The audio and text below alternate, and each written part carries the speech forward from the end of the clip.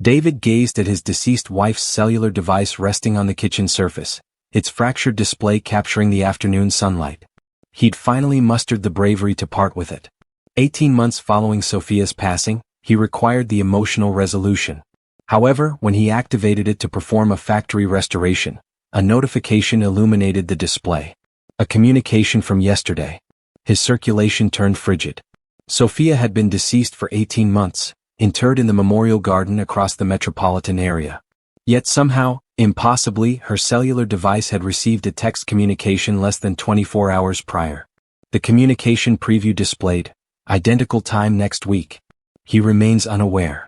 David's hands quivered as he accessed the device, and what he uncovered in those subsequent few minutes would dismantle everything he presumed he understood about his marriage, his sorrow, and the woman he'd devoted the previous 18 months grieving.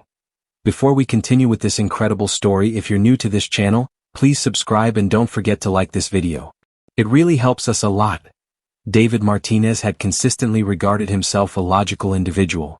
At 42, he was a secondary school physics instructor who believed in observable phenomena and testable hypotheses. Grief, he discovered, followed no such regulations. It crashed over him in surges, unpredictable and merciless. Even presently, 18 months after the incident that removed Sophia from him, the device felt heavy in his grasp. Sophia's device, rose gold, she'd adored that shade. He'd maintained it charged throughout this duration, couldn't compel himself to permit it to expire completely. It felt like releasing her twice. He'd finally scheduled the appointment at the device retailer for 3 o'clock. The individual had been compassionate on the telephone, stated he could obtain David a reasonable price for it, even with the fractured display. Sophia had dropped it in the retail parking area 2 weeks before she perished. She'd laughed about it, stated it provided the device character. David pressed the activation button, observed the display illuminate. The background image displayed the two of them at Mountain Lake, Sophia's head thrown backward in laughter, his arm encircling her waist. They'd been so content that weekend. Or had they? That inquiry had started troubling him recently, infiltrating during the quiet moments. That's when he observed it. The notification indicator. One new communication. His heart lurched. Presumably automated content, he told himself. Some program thing. But the preview made his stomach drop. Identical time next week. He remains unaware. David descended into the kitchen chair. His hands weren't steady anymore. He knew Sophia's passcode, her birthday reversed. She'd never been secretive about it. Why would she be? They'd trusted each other completely, hadn't they? He typed in the numbers. The device unlocked. He navigated to communications, located the thread. The contact was preserved as Dr. Anderson. David didn't recognize the designation. The communication history extended back 2 years, stopping abruptly a week before Sophia's passing. His eyes scanned the communications, and with each one, the kitchen seemed to grow colder. Thursday at 2, the customary location. Perfect. Cannot anticipate seeing you. He's laboring late again. Will possess plenty of duration. David felt like he might regurgitate. He scrolled faster, his respiration coming in short gasps. The communications were sporadic but consistent. Every week, sometimes twice weekly, for nearly 6 months before Sophia perished. There were no explicit confessions, nothing overtly romantic, but the intimacy in the tone was unmistakable. Last evening was incredible. I cannot cease contemplating you. Identical. This is getting harder to conceal, but I don't desire to terminate. His wife, his Sophia, who'd prepared him breakfast every Sunday, who'd held his hand during his father's funeral, who'd discussed having an infant soon. That Sophia had been encountering someone, Dr. Anderson, every Thursday at 2 o'clock. David's consciousness raced backward through his memories, attempting to position the timeline. Thursday afternoons, she'd stated she possessed a yoga class. He'd never questioned it. Why would he? Sophia wasn't the type to fabricate. Or so he'd presumed. That he examined the new communication again, the one from yesterday. Someone didn't comprehend Sophia was deceased. Someone was still anticipating to encounter her next week. His device, his own device, sat adjacent to Sophia's on the surface. He retrieved it, accessed his contacts, and contacted the sole person who might possess answers.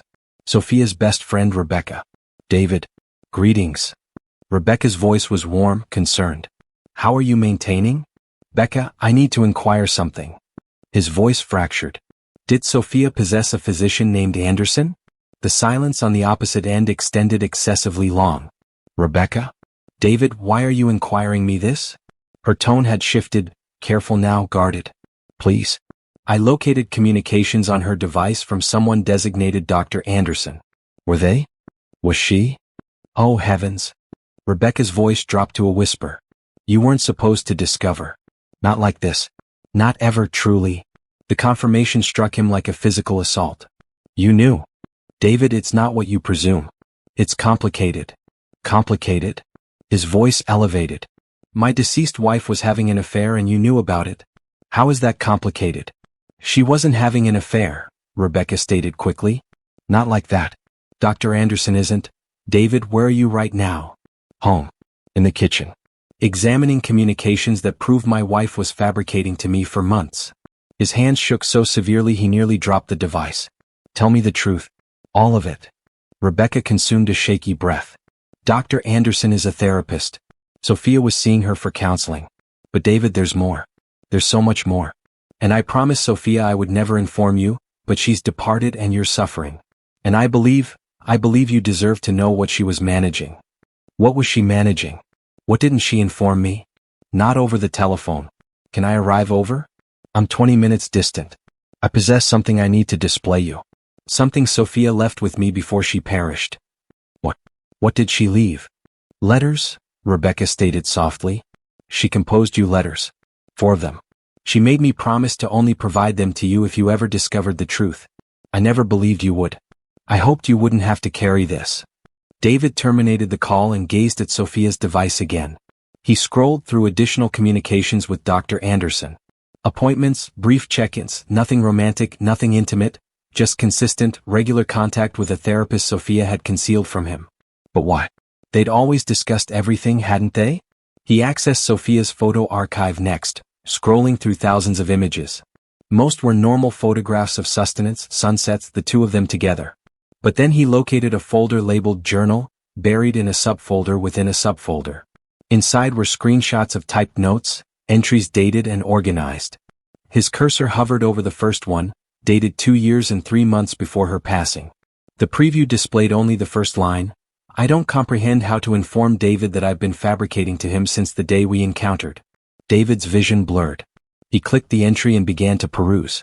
I don't comprehend how to inform David that I've been fabricating to him since the day we encountered. Not about loving him, that's the most honest thing about me. But about who I was before him, the existence I abandoned behind, the people I fled from. He believes I'm from Portland, that my parents perished in a vehicular incident when I was 23, that I was an only offspring. None of it is accurate. My genuine name isn't even Sophia Martinez. It's Elizabeth Harper, and I possess a sister named Catherine who presumably still believes I'm deceased. David couldn't respire. The words swam before his eyes. He maintained perusing. I arrived to California to disappear. I possessed reasons, good reasons, reasons I presumed justified abandoning everything behind and becoming someone new. But encountering David transformed everything. He made me desire to be the person I was pretending to be, honest, open, free from the past. I initiated seeing Dr. Anderson 8 months ago because the weight of these secrets was crushing me. She's assisting me figure out how to inform him the truth, how to explain why I fabricated about everything. I'm terrified he'll abandon me when he comprehends, but I'm more terrified of existing this fabrication forever. David sat frozen, the device clutched in his hands. His wife, his Sophia, had been someone else entirely. Someone named Elizabeth Harper who'd fabricated her own death and reinvented herself. The woman he'd loved, the woman he'd married, the woman he'd mourned for 18 months. She'd been existing a fabrication their entire relationship. But why? What had she been fleeing from? He scrolled to the subsequent entry, dated 6 months later. Dr. Anderson believes I should inform him soon. The longer I anticipate, the worse it obtains. But there's more to it than just the new identity. There's the finances. The finances I acquired when I departed. It's in an account David doesn't comprehend about. $375,000 that technically doesn't belong to me. I told myself I earned it, that I deserved it after what they subjected me through. But the truth is more complicated than that. And if David discovers, he might not just abandon me, he might detest me. The doorbell rang, snapping David out of his stupor. Rebecca. He stood on shaky legs and walked to the front entrance, still holding Sophia's device. Rebecca stood on the porch, her eyes red and swollen. In her hands she held a manila envelope. I'm so sorry, David. I wanted to inform you so many times, but I promised her. She made me swear. David stepped aside to permit her in.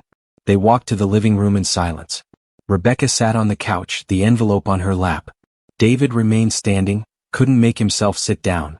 How much did you know? He asked. Most of it. Not everything. Sophia informed me about her past approximately a year before she perished. She was laboring up the courage to inform you. The therapy was assisting her figure out how. Her name was Elizabeth. Rebecca nodded.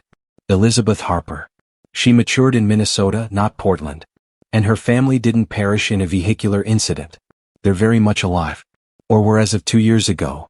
Why did she flee? Why did she fabricate to me? Rebecca's eyes filled with tears. Because she was scared. Her family, David, they're not good people. Her father, Richard Harper, operates a pharmaceutical corporation. On paper, it's legitimate. But Elizabeth discovered he was involved in illegal pharmaceutical trials. Experiments on patients who didn't comprehend what they were agreeing to. People perished. She located proof, documented everything, and when she confronted him, he threatened her, told her she'd possess an incident if she approached the authorities. David felt the floor tilt beneath him. So she stole finances and disappeared? The finances were her inheritance from her grandmother, technically hers, but her father controlled it.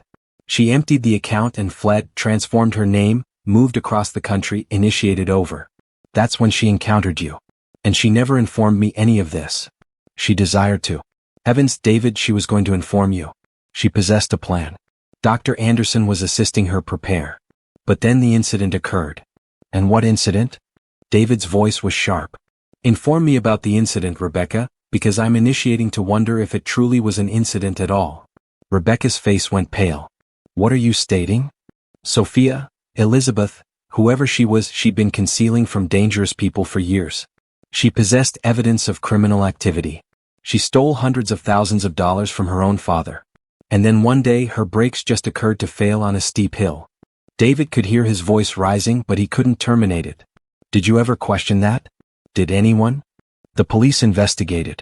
They stated it was mechanical failure. The brake line had corroded. Or it was severed. David descended into the chair across from Rebecca. Oh deity, what if someone located her? What if they terminated her? Rebecca accessed the envelope and pulled out 4 letters, each in a separate sealed envelope with David's name inscribed in Sophia's handwriting. She composed these over the course of 6 months. The final one is dated 3 days before she perished. She was planning to provide them to you herself, but she desired to possess them as backup in case she couldn't locate the words in person. David acquired the letters with trembling hands. The paper felt impossibly heavy. There's one more thing, Rebecca stated quietly. The text you observed on her device from yesterday, I might comprehend who transmitted that. Sophia's sister, Catherine, knew about the therapy appointments. Sophia had initiated reaching out to her very carefully, attempting to mend that relationship. They were going to encounter. Sophia was going to inform you everything, confess about her past, and attempt to reconcile with her family, or at least with Catherine. Her sister doesn't comprehend she's deceased. I don't comprehend how to reach her.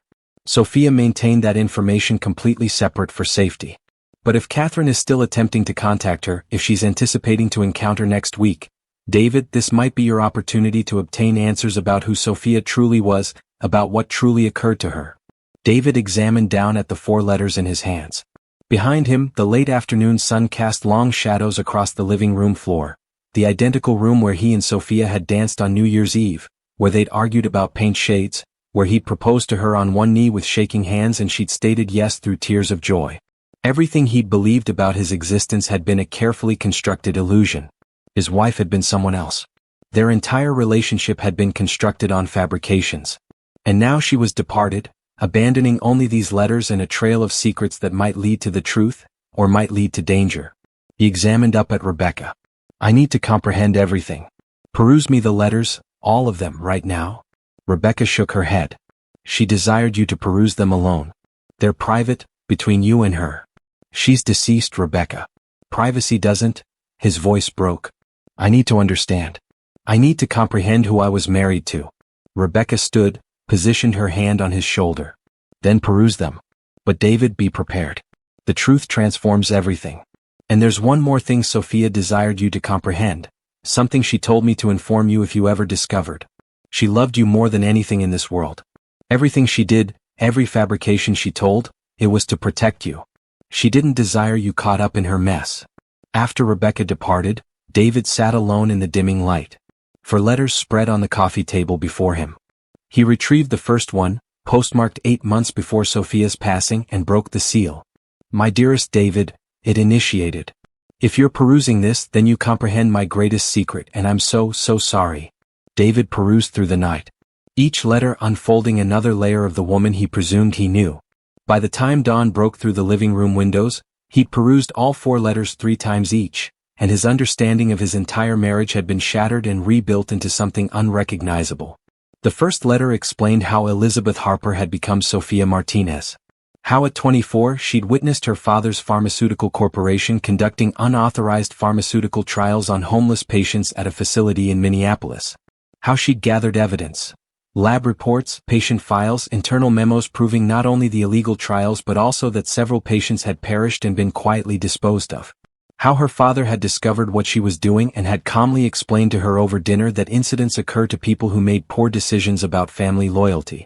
She'd fled that very night, emptied her trust fund, drove to Chicago, paid cash for everything, and disappeared.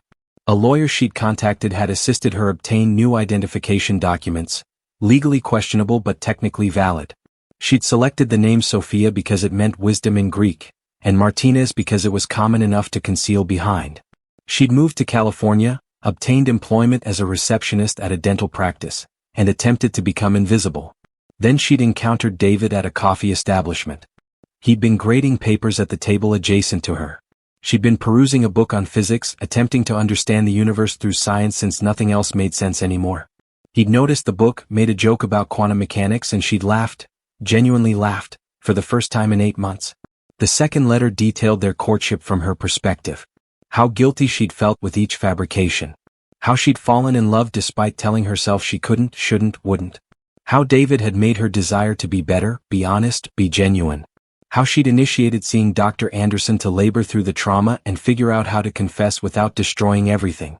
The third letter was dated 3 months before her passing and was different in tone, anxious, urgent. Someone comprehends where I am, she'd inscribed. I don't comprehend how they located me, but I've observed the identical vehicle parked across the street 3 times this week, a black sedan with tinted windows.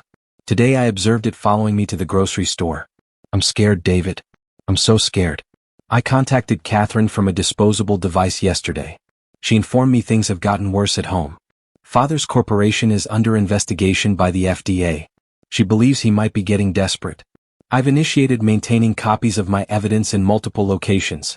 One with Dr. Anderson, one in a safety deposit container at the bank on 5th Street, one with Catherine. If something occurs to me, you need to comprehend this wasn't an incident.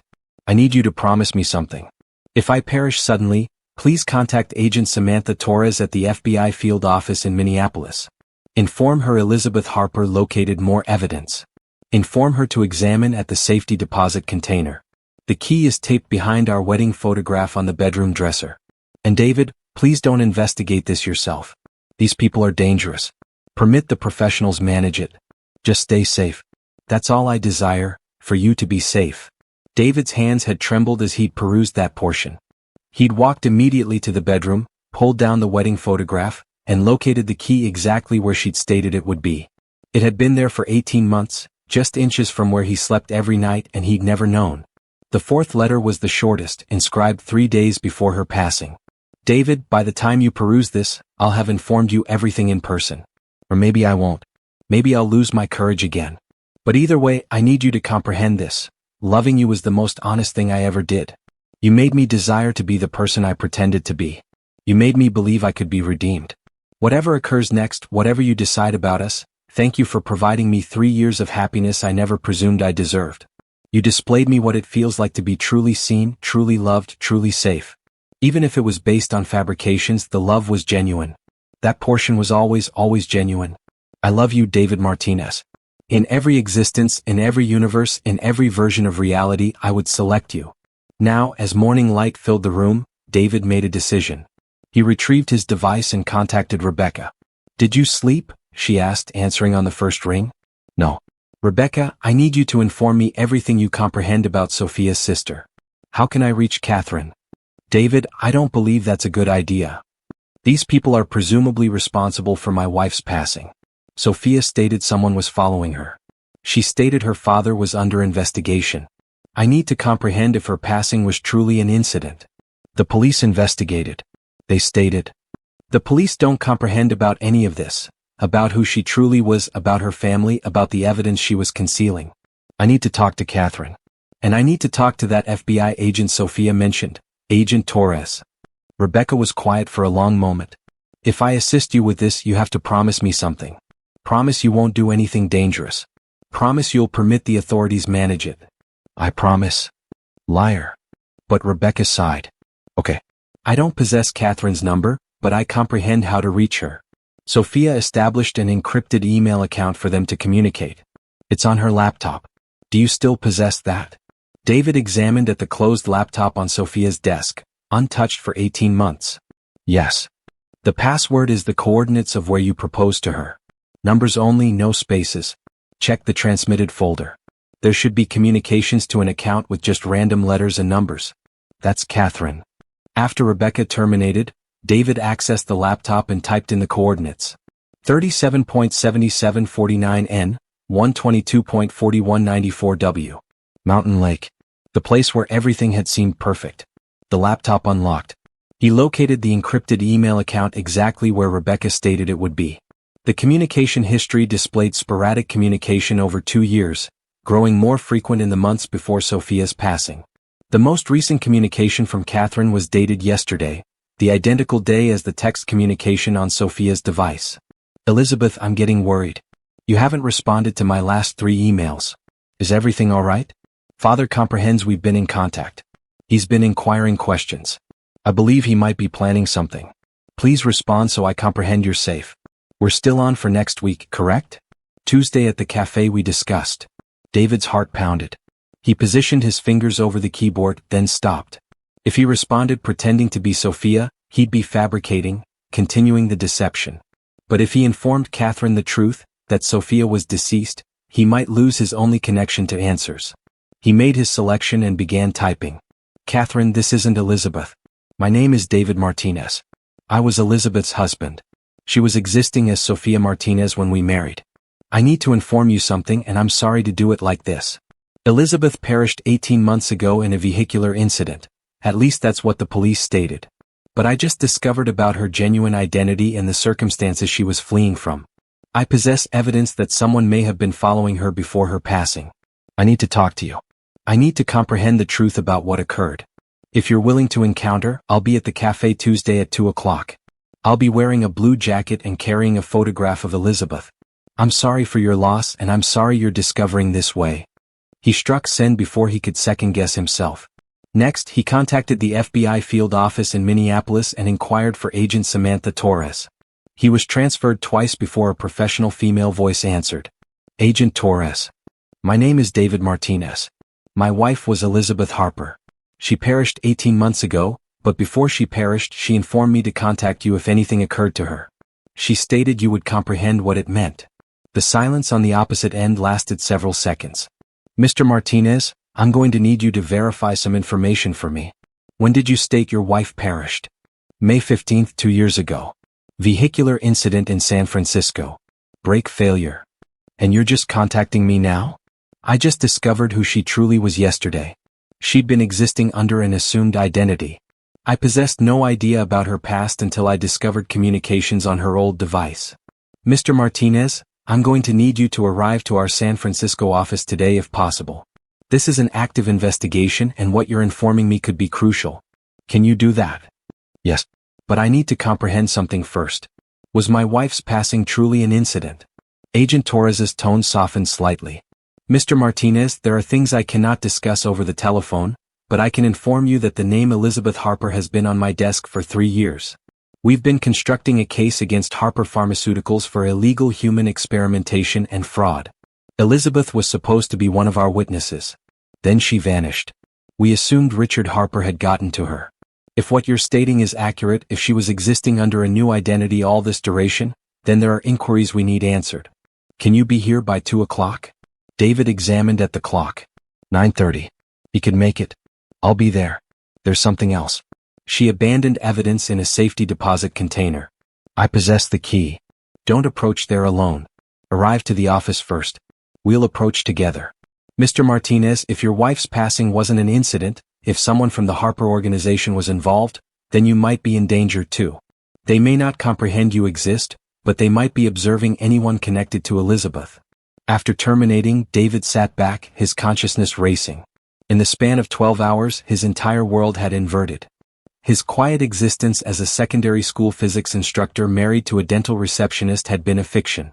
The genuine narrative involved dangerous criminals, federal investigations, murder, and a woman who'd loved him enough to attempt to protect him by fabricating about everything. His device buzzed. An email notification. Catherine had responded. David, I don't comprehend if I can believe this. Elizabeth cannot be deceased. She cannot be. We were supposed to repair things. I was supposed to assist her confess forward. This is my fault. I should have done more to protect her. I'll be at the cafe Tuesday. I need to observe proof.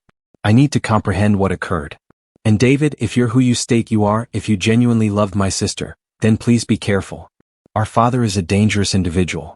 If he discovers you comprehend about Elizabeth, if he realizes she abandoned evidence behind, he won't hesitate to silence you too. I've been examining over my shoulder for 2 years. Now you will too. I'm sorry you got dragged into this. Elizabeth always stated you were a good individual who deserved better than her fabrications. But she loved you. That much I comprehend was accurate. David closed the laptop and examined around the living room. Every object held memories now tinged with inquiries. The blue vase Sophia had purchased at a flea market. Had it reminded her of something from her genuine existence? The cookbook she'd utilized every Sunday. Had Elizabeth Harper learned to cook, or was that skill portion of the Sophia Martinez costume? He walked to the bedroom and accessed Sophia's closet. Her clothes still hung there, untouched. He'd been unable to pack them away. Now he ran his hands over the fabrics, examining at each item with new eyes. In the back, behind her winter coats, he located a small lock container he'd never noticed before. His heart racing, he attempted the key from the wedding photograph frame. It didn't fit. This was a combination lock. He attempted her birthday, nothing. His birthday, nothing. Their anniversary, the lock clicked open. Inside, he located a passport under the name Elizabeth Harper, issued 11 years ago. The photograph displayed a younger version of Sophia with darker hair and glasses, but unmistakably her. There was also a disposable device still charged and a flash drive labeled insurance. David pocketed all 3 items. Then he noticed something else at the bottom of the container. A pregnancy test, positive. His knees went weak. He sat on the bed gazing at the test. The date on the container indicated it was from 2 weeks before Sophia perished. She'd been pregnant. She'd been pregnant and hadn't informed him. Or maybe she had been planning to inform him. Maybe that's why she'd finally decided to confess about everything. Maybe the infant had been the catalyst for truth. David pressed his palms to his eyes, overwhelmed. He'd lost his wife. But he'd also lost an offspring he'd never known existed. An offspring who would have been 16 months old presently. An offspring who perished with Sophia in that vehicular incident. Unless the stress of the pregnancy had been why her guard was down. Unless comprehending she was pregnant had distracted her, made her easier to follow, easier to target. His grief, already profound, deepened into something darker. Rage. Someone had acquired not just Sophia from him, but their unborn offspring. Someone had terminated 2 existences and attempted to make it examine like mechanical failure. He positioned the pregnancy test back in the container and locked it. He would inform Agent Torres about it, but first he needed a moment. Just a moment to sit with this new loss, this new layer of devastation. His device rang. Unknown number. Hello. Is this David Martinez? A male voice, older, cultured. Who's inquiring? My name is Richard Harper. I believe you were married to my daughter. David's circulation turned to ice. How did you obtain this number? Mr. Martinez, I understand you've recently been examining into my daughter's past. I understand you've been in contact with her therapist and possibly with my other daughter, Catherine. I'm contacting to extend an invitation. I'd like to encounter with you today if possible to discuss Elizabeth, and to guarantee we understand each other clearly. I possess nothing to state to you. I believe you do. I believe you possess inquiries about what occurred to Elizabeth. I believe you might possess evidence that belongs to me. And I believe you're planning to do something foolish with that evidence. Mr. Martinez, I'm not the villain Elizabeth painted me to be. She was troubled, paranoid. She stole from her own family. What occurred to her was tragic, but it was an incident. However, if you pursue this investigation, if you approach to the authorities with fabricated evidence or conspiracy theories, you'll be making a grave mistake. Are you threatening me? I'm offering you a selection. Encounter with me this afternoon, hear my side of the narrative, and we can resolve this like reasonable people. Or continue down this path and discover that Elizabeth's paranoia was well-founded, just misdirected. The world is full of dangers, Mr. Martinez. Incidents occur, even to secondary school physics instructors. The line terminated. David's hands shook as he lowered the device. Richard Harper knew who he was, knew what he was doing, which meant he'd been observing, presumably since yesterday. Maybe longer. He grabbed his vehicular keys, the flash drive, and Sophia's letters. He would approach to the FBI office presently, ahead of schedule. He would inform them everything, about the telephone call, the evidence, the pregnancy test, all of it. As he walked to his vehicular, he noticed a black sedan parked 3 houses down. Tinted windows, engine running, the identical vehicular Sophia had inscribed about in her letter. David's first instinct was to flee back inside and contact the police. But instead, he pulled out his device and captured a photograph of the license plate. Then he obtained in his vehicular, initiated the engine, and began driving toward the FBI office downtown. The black sedan pulled away from the curb and followed him. David's pulse hammered in his ears. He was being tailed, just like Sophia had been. He contemplated about her final moments, driving down that steep hill, pressing the brake pedal, feeling nothing, realizing too late that someone had tampered with her vehicular. Had she known in those final seconds? Had she understood it was murder? He gripped the steering wheel tighter and pressed the accelerator. He needed to reach the FBI office. Needed to obtain these materials into safe hands. Needed to inform someone with authority what was occurring before he terminated up like Sophia. The black sedan maintained pace behind him, maintaining a consistent distance. Not attempting to catch him, just ensuring he knew he was being observed. David consumed a sudden right turn without signaling. The sedan followed. He consumed another turn and another, weaving through residential streets. The sedan stayed with him. His consciousness raced. Should he drive to a police station instead? Contact emergency services? What would he even state? That he presumed he was being followed but wasn't certain? Then he remembered the flash drive in his pocket, the insurance file Sophia had concealed in her closet. Whatever was on that drive, it was important enough for her to label it that way. Important enough to conceal in a locked container even from him. He pulled his device from his pocket, maintaining one hand on the wheel, and contacted Rebecca again. David, what's incorrect? I need you to do something for me right presently. In my kitchen there's a laptop on the counter. Acquire it. Acquire it to your house and conceal it. Don't examine it what's on it. Just maintain it safe. I'm being followed. If something occurs to me... Slow down. What do you mean you're being followed? Richard Harper contacted me. He comprehends everything. There's a black sedan that's been tailing me for 10 minutes. I'm heading to the FBI office, but if I don't make it, you need to ensure that laptop obtains to Agent Samantha Torres in Minneapolis. Can you do that? I'm arriving to your house right presently. I'll obtain the laptop. David, please be careful. He terminated the call and focused on driving. The FBI office was still 15 minutes distant, 15 minutes where anything could occur. At a red light, he glanced in the rearview mirror. The sedan had stopped 2 vehicular lengths behind him. He couldn't observe the driver through the tinted windows. His device buzzed. A text from an unknown number. Cease running, Mr. Martinez. You cannot outrun the truth, and you certainly cannot outrun me. The light transformed green. David accelerated through the intersection and heard a loud explosion from under his hood. Steam began pouring from the engine. The temperature gauge spiked into the red. His vehicular was overheating. Not presently. Not like this. He managed to pull into a gasoline station parking area before the engine perished completely. Steam billowed from under the hood. He obtained out, examining around frantically.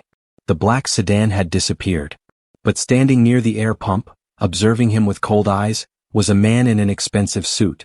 Late 60s, silver hair, commanding presence. Richard Harper. Mr. Martinez, he stated, walking toward David with measured steps.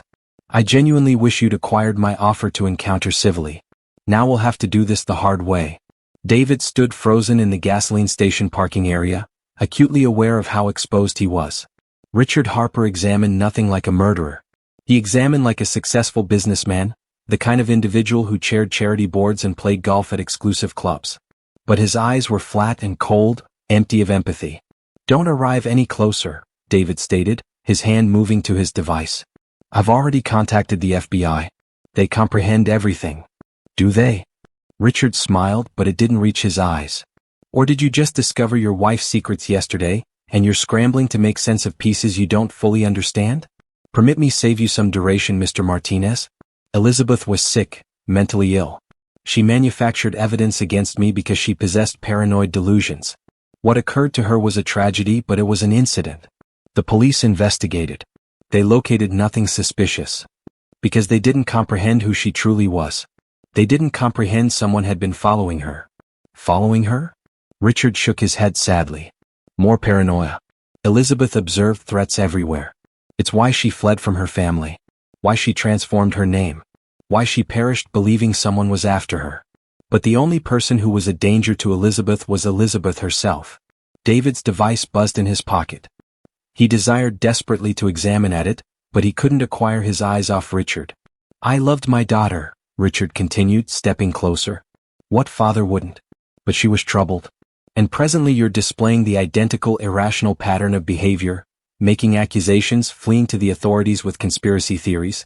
It's grief, Mr. Martinez. It's making you observe connections that don't exist. Then why are you here? Why did you possess someone follow me? Why did my vehicular conveniently break down? Your vehicular is 12 years old. Things break. As for why I'm here, I desire to speak with you before you made a terrible mistake, before you damaged my corporation's reputation with false allegations. I'm offering you a solution. I'll compensate you $2 million for any evidence Elizabeth may have abandoned behind, documents, recordings, whatever manufactured proof she created in her disturbed state. In return, you move on with your existence. You grieve your wife in peace.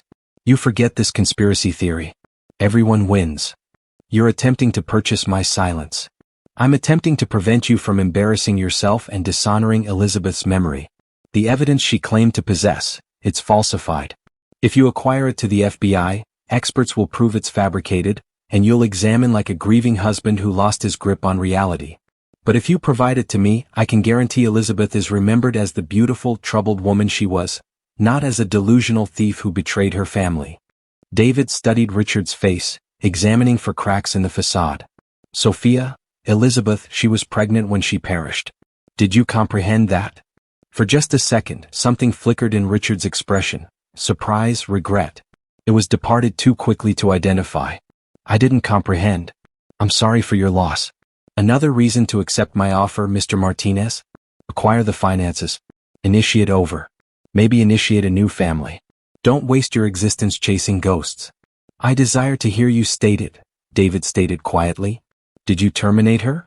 Did you possess someone, tamper with her brakes?" Richard's face hardened. "I loved my daughter. I would never hurt her.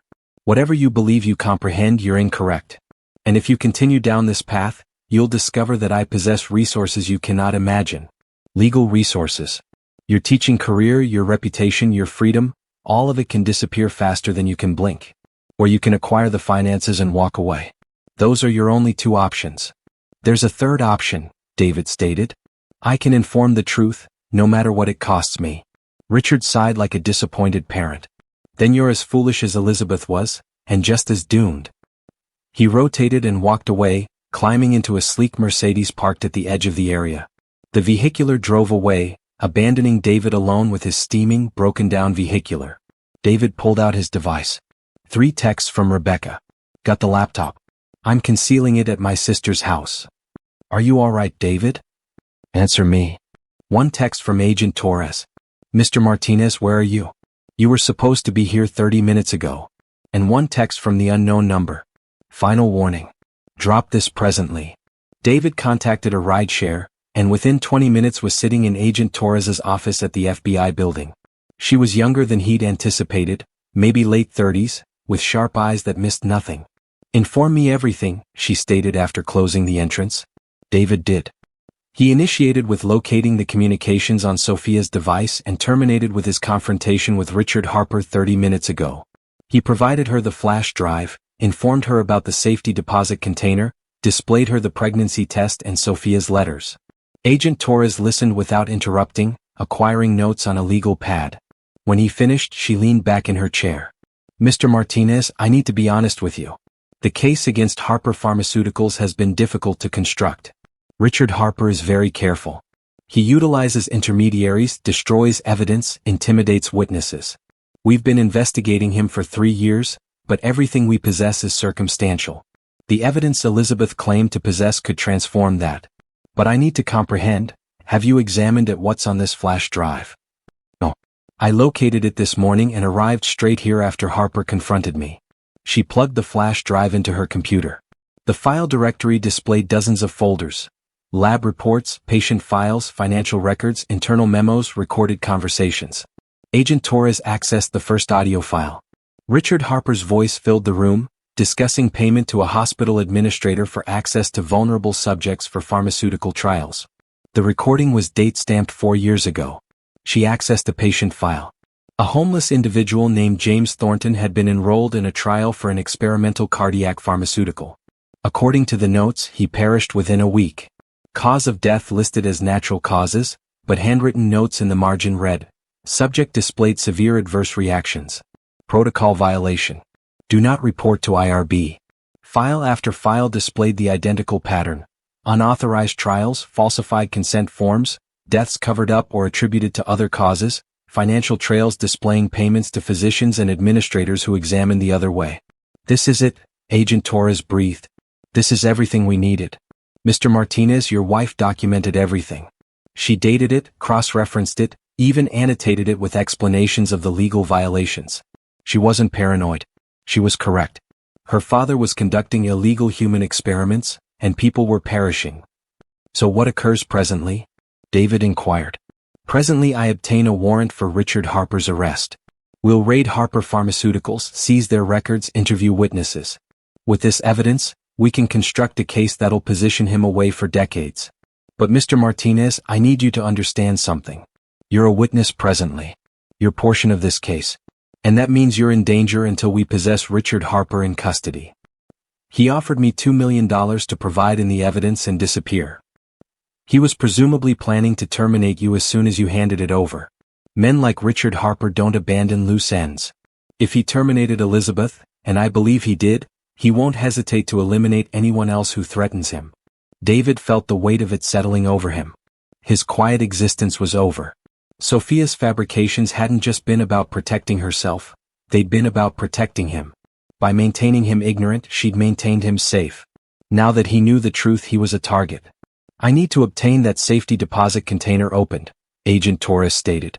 If there's more evidence in there, we need it secured immediately. Can you acquire me there presently? Yes. But I need to do something first. Sophia's sister Catherine, she's supposed to encounter me Tuesday. She doesn't comprehend Sophia's deceased. I need to inform her in person. Mr. Martinez, I don't believe that's wise. Catherine Harper could be. She's not involved. Sophia trusted her. She was assisting Sophia plan to confess forward. I need to inform her what occurred. And I need to understand more about Sophia's existence before me. Please. Agent Torres considered this. Okay. But you don't approach alone. I'll possess agents with you. If Catherine is who she states she is, she'll understand the precautions. Tuesday afternoon, David sat at a small cafe in Berkeley, wearing the blue jacket he'd promised, with Sophia's photograph on the table beside his untouched coffee. 2 FBI agents sat at separate tables, pretending to peruse newspapers but observing everything.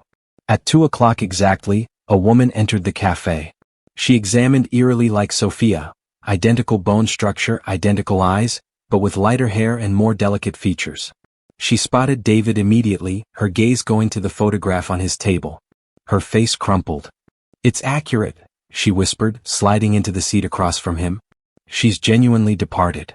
I'm sorry, David stated. I'm so sorry you had to discover this way. Catherine retrieved the photograph with shaking hands. This is from your wedding. She transmitted me a picture but not this one. She examined content. Was she genuinely content? Yes, David stated, and he meant it. Whatever fabrications Sophia had told, the happiness had been genuine. She loved me. I comprehend that presently. And she loved you. She was planning to reconcile with you, to inform me the truth, to repair everything. And then Father terminated her. Catherine's voice was flat. Certain? We believe so. The FBI is constructing a case. I provided them evidence Sophia collected. They're going to arrest him. Catherine's eyes widened. Do they possess enough? Father is careful. He's always so careful. They possess recordings, documents, patient files, everything Sophia gathered over years. She documented it all. For the first time, Catherine smiled, a bitter, satisfied smile. She was always smarter than Father provided her credit for. He believed he could scare her into silence, but instead she outsmarted him. She obtained out, gathered evidence, and even in death she's going to bring him down. That's justice. Inform me about her, David stated. Inform me who she was before she became Sophia. I need to understand. Catherine talked for an hour, painting a picture of Elizabeth Harper that was both familiar and foreign. Elizabeth had been passionate about justice even as a child. She defended bullied children at school, volunteered at homeless shelters, dreamed of becoming a physician to assist people. When she discovered what Father was doing, it broke something fundamental in her worldview, Catherine stated. She couldn't exist with the knowledge, couldn't wake up every day in the residence where he slept, consuming sustenance purchased with blood finances. She told me she felt like she was suffocating. When she fled, I understood. I was angry she didn't acquire me with her, but I understood. Why didn't you approach with her? Someone had to stay to observe Father, to gather information, to be ready when the time arrived. Elizabeth was the brave one who escaped. I was the coward who stayed behind and documented everything. We were a team even across the distance. David felt a surge of respect for this woman who'd spent years existing in the enemy's residence, quietly collecting evidence against her own father. You're not a coward. You're a survivor. We both are, Catherine stated. Elizabeth survived by becoming someone else. I survived by pretending I didn't comprehend what he was doing. But David, there's something I need to inform you. Something Elizabeth desired you to comprehend, but never obtained the chance to state. David leaned forward, heart pounding. The pregnancy, Catherine stated softly. She knew about it 2 weeks before she perished. She'd been planning to inform you that weekend. She'd made a reservation at a nice restaurant, possessed the ultrasound picture in her purse. She was going to inform you everything, about her genuine identity, about Father, about the infant, all of it. She desired to initiate fresh, construct a genuine existence with you based on truth. Tears blurred David's vision. She never obtained the chance. No. Because Father discovered she was planning to talk. I don't comprehend how. Maybe he possessed someone observing her therapist. Or maybe he'd been monitoring her communications more closely than we realized. But 3 days before your dinner reservation, her brakes failed on that hill. The police ruled it mechanical failure, but I knew Father had terminated her. And I couldn't prove it. I couldn't save her. Catherine wiped her own tears away. But presently we can obtain justice. Presently the evidence she gathered will do what she couldn't do in existence. It'll terminate him. Agent Torres materialized at their table. I'm sorry to interrupt, but I just obtained word. We possess the warrant. They're raiding Harper Pharmaceuticals right presently. Mr. Martinez, Miss Harper, I need you both to arrive with me. There's been a development. They followed her to a black SUV outside. Agent Torres's device buzzed constantly as they drove to the FBI office. Her expression grew grimmer with each communication. What's incorrect? David inquired. Richard Harper is departed. When agents arrived at his office, it was empty. His secretary stated he departed yesterday for an overseas business trip. No flight plan filed. No indication of where he went. His passport displays he boarded a private plane to the Cayman Islands. But from there, the trail goes cold. David felt sick. He knew we were arriving. We possess a leak, or he was monitoring you more closely than we presumed. Either way, he's disappeared. We've seized his corporation's files, frozen his domestic assets, issued an international warrant. But men like Richard Harper possess resources offshore. He could conceal for years. What about everyone else involved? Catherine inquired. The physicians who conducted the trials, the administrators who covered it up? We're rounding them up presently. They'll face charges. But without Richard, the case is weaker. He was the architect. Everyone else was just following orders. And they'll all claim they didn't comprehend the full extent of what was occurring. They spent the subsequent 3 hours at the FBI office providing detailed statements. David rotated over the contents of the safety deposit container. More evidence, more recordings, more proof of Richard Harper's crimes. It was overwhelming and damning, and still somehow not enough to locate the individual himself. As the sun set, Agent Torres walked David and Catherine to the exit. I comprehend this isn't the resolution you desired, but we will locate him. International fugitives almost always make mistakes. And when we do catch him, he'll spend the rest of his existence in prison. I promise you that. Outside, Catherine rotated to David. What will you do presently? I don't comprehend. Approach back to teaching, I suppose. Attempt to figure out who I am presently, that everything I presumed I knew is different. Elizabeth would desire you to be content. She told me that once. She stated the only thing that made her sacrifices worthwhile was comprehending that you were safe and content. I cannot be content comprehending he's out there, comprehending he terminated her and obtained away with it. Catherine squeezed his hand. He didn't obtain away with it. He lost his corporation, his reputation, his existence in America. He's a fugitive existing in fear, examining over his shoulder forever. That's not obtaining away with it. That's its own kind of prison. Over the following weeks, David attempted to return to normal existence. He approached back to labor, taught his classes, graded papers. But everything felt hollow. Every night he reread Sophia's letters, attempting to understand the woman who'd loved him enough to fabricate, to protect, to sacrifice. The media ran narratives about the Harper pharmaceutical scandal.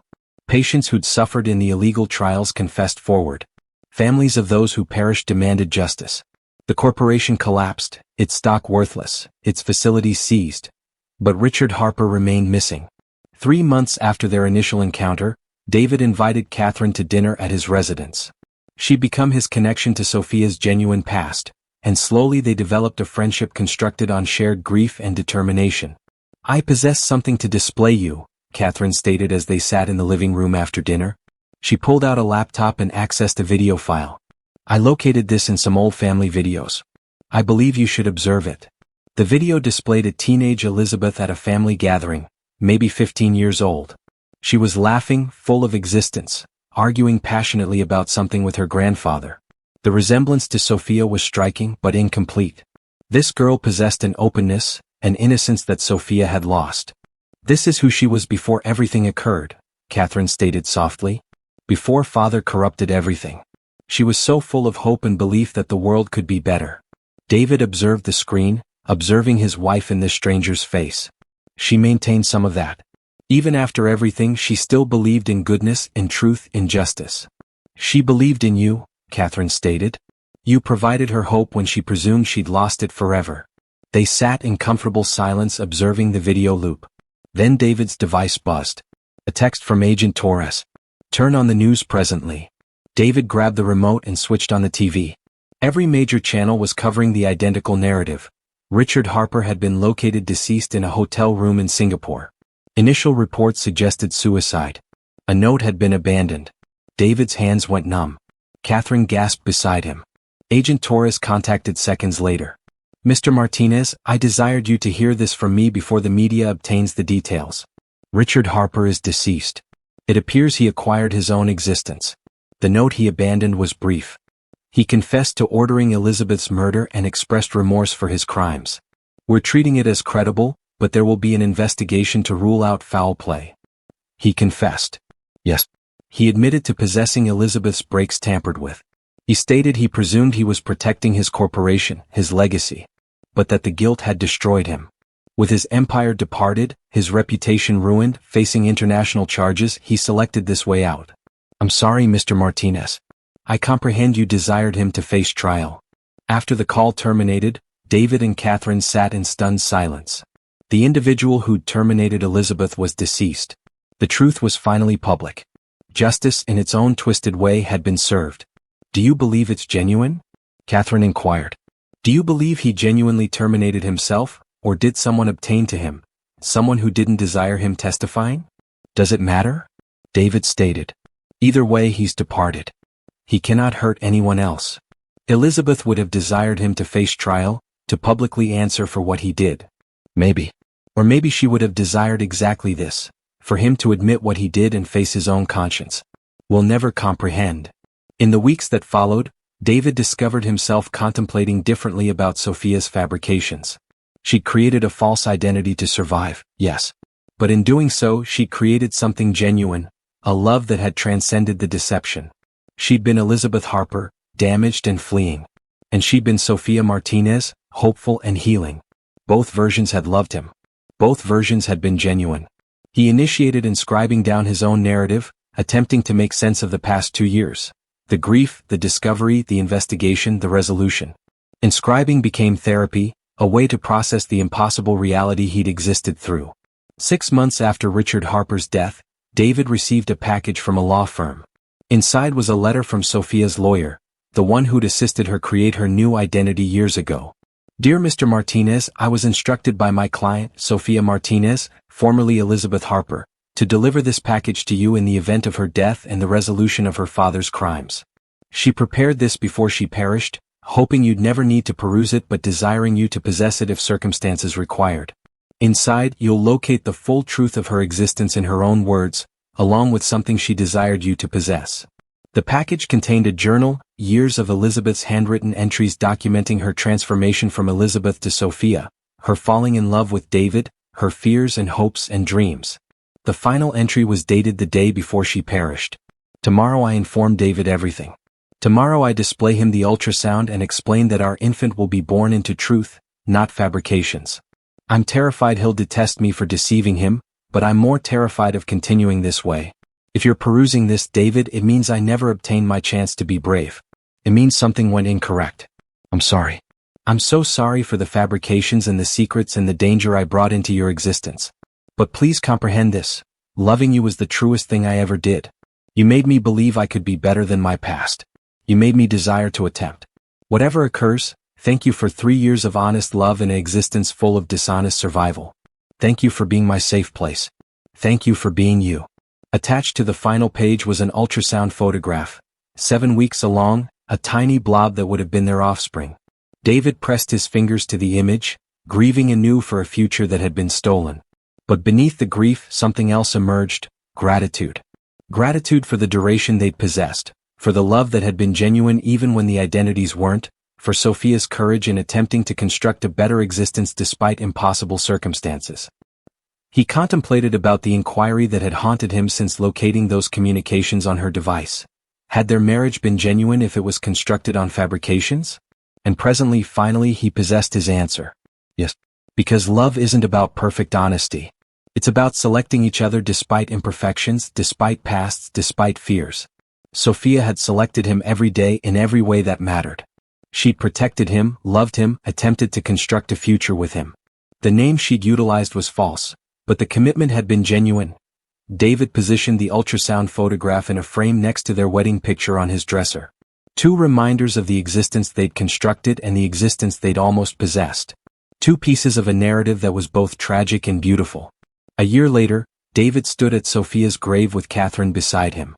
They'd become family, bonded by their shared connection to Elizabeth/Sophia and their joint determination to honor her memory. The headstone presently bore both names, Sophia Martinez and Elizabeth Harper, with the dates of her birth and death, and a simple inscription David had selected: "She loved bravely and existed truly." "She'd be proud of you," Catherine stated. "Of how you've managed all of this. Of how you've selected to remember her. I'm attempting to exist the way she would have desired. Teaching children to inquiry, to contemplate critically, to stand up for truth.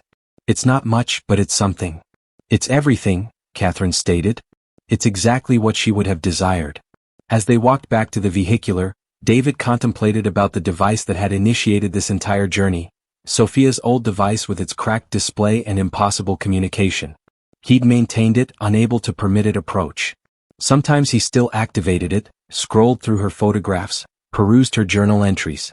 Not to torture himself, but to remember, to honor the complexity of who she'd been. That night, David sat at his desk and accessed his laptop. He'd been laboring on a book, the full narrative of Elizabeth Harper and Sophia Martinez, of corruption and courage, of fabrications and love. Agent Torres had approved him inscribing it, stated it might assist other people trapped in impossible situations locate the courage to confess forward. He typed the final words of the manuscript. In the conclusion, Sophia taught me that identity is not about the name you're provided or the past you carry. It's about the selections you make, the people you love, and the legacy you abandon behind. She was Elizabeth Harper, victim of her father's crimes.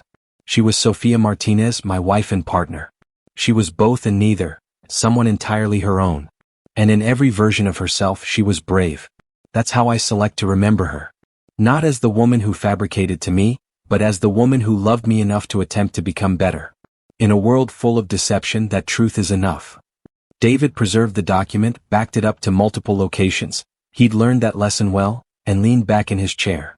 Outside his window, the sun was setting, painting the sky in shades of orange and purple. Sophia's favorite shades. He retrieved his device, not Sophia's old one but his current one, and contacted Catherine. "Hey," she answered. "How's the inscribing going?" "I finished it. The whole narrative, initiate to finish." "How do you feel?" David considered the inquiry. "Sad. Grateful. Hopeful. All of it at once." "That sounds about correct. Elizabeth would approve." They talked for another hour about nothing important. Catherine's new employment, David's upcoming summer break, plans for a memorial scholarship in Sophia's name. Normal things. Healing things. After terminating, David walked to the bedroom and examined at the 2 photographs on his dresser. Sophia laughing at Mountain Lake, and the ultrasound of their offspring who never was. The weight of grief was still there, would always be there. But it no longer crushed him. Instead, it grounded him, reminded him of what mattered. He'd initiated this journey attempting to sell a device, and had discovered a conspiracy, a murder, and a love more complex than any fiction. He'd learned that truth was messy, that justice was imperfect, and that the people we love are never quite who we believe they are. And that's all right. We love them anyway. We honor them anyway. We carry their memory forward anyway. David rotated off the light and climbed into bed. Tomorrow he would teach students about physics and the observable universe. But tonight he permitted himself to remember the unobservable things. Love and courage and the human capacity for both deception and redemption. Those forces, he'd learned, were more powerful than gravity, more complex than quantum mechanics, more genuine than anything his scientific training had prepared him for. And as he drifted toward sleep, he whispered into the darkness, "Thank you, Sophia, for everything. For the truth and the fabrications, the joy and the pain, the duration we possessed and the future we lost. You made me understand that loving someone means loving all their versions. The person they were, the person they became, and the person they desired to be. That's what I'll carry forward. That's how I'll honor you." In the quiet of the night, David finally located peace. Not the peace of forgetting, but the deeper peace of acceptance. His wife had been complicated, flawed, brave, and genuine. She'd loved him the only way she knew how, imperfectly but completely. And in the conclusion, that was enough. That would always be enough.